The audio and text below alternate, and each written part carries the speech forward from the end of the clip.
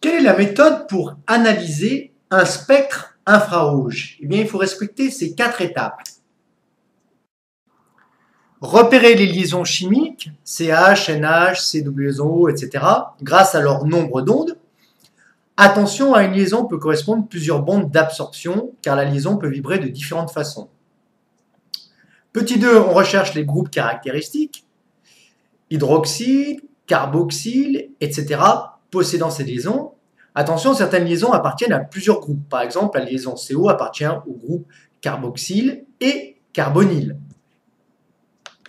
Petit 3, vérifier que toutes les bandes caractéristiques des groupes retenus se retrouvent dans le spectre infrarouge. Et petit 4, utiliser éventuellement les valeurs précises des nombres d'ondes pour départager les groupes. Voici un tableau dans lequel est écrit le nombre d'ondes et la liaison correspondante. À droite, vous avez l'intensité. F veut dire intensité forte, ça veut dire qu'il y aura un pic d'intensité forte et le pic sera fin. Ici, vous avez un pic d'intensité moyenne correspondant à la liaison NH, etc.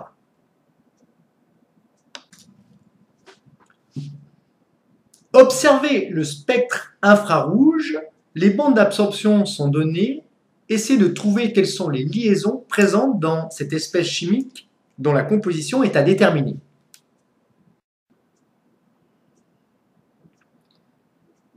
Voici le spectre infrarouge. Voici les différentes liaisons avec le nombre d'ondes des ondes électromagnétiques qui sont absorbées. Commençons par les pics le plus vers la gauche, c'est-à-dire correspondant au nombre d'ondes les plus grands. Entre 3100 cm-1 et 3500 cm-1, le spectre présente une bande d'absorption intense qui se dédouble en 2 pics, comme nous le voyons ici, qui sont caractéristiques d'un groupe NH2. Donc, il ne s'agit pas d'un groupe NH ou d'une liaison NH, car il y aurait un simple pic non dédoublé. Entre 3000 cm-1 et 2800 cm-1, nous voyons plusieurs pics qui correspondent à une liaison entre un carbone tétragonal et un hydrogène carbone tétragonal, ce qui signifie que ce carbone est lié à 4 autres atomes. Entre 1660 cm-1 et 1680 cm-1, ici, nous voyons un pic large et intense qui correspond soit à une liaison C-O amide ou C-O acide carboxylique.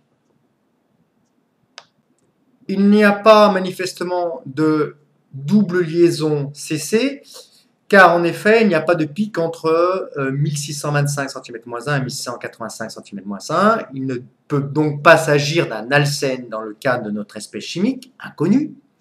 Et ensuite, on voit une série de pics environ entre 1000 et puis 1300 cm-1.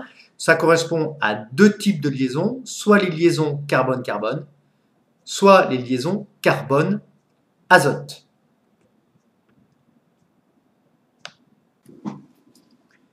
Il est temps de passer au bilan de notre analyse de ce spectre infrarouge. Quel est le groupe caractéristique correspondant à cette espèce chimique? On va le voir maintenant. La molécule comporte un groupe NH2, un carbone ou plusieurs carbones tétragonaux avec une liaison hydrogène, une liaison CO, et puis une liaison CN et une ou plusieurs liaisons CC. Eh bien, il s'agit d'un amide. Pourquoi? D'une amide plus exactement. Pourquoi? Eh bien parce que dans cet amide, vous avez CO, CN, le groupe NH2, des liaisons carbone-carbone simples et des carbones tétragonaux avec des liaisons CH. La suite, on ne la connaît pas. Il faudrait d'autres analyses pour déterminer la suite de la chaîne carbonée.